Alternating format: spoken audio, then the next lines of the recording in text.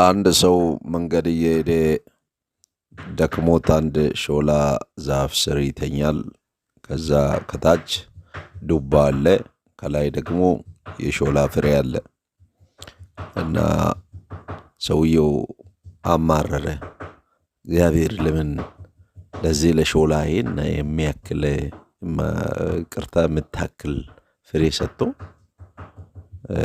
ለዱባ ደግሞ ለዚህ ለአረግ ላይ ለሚበቅል ዱባዬን ይህንን የሚያክል ፍሬ ይሰጣል ብሎ እግዚአብሔርን ኮምፕሌን አረገ።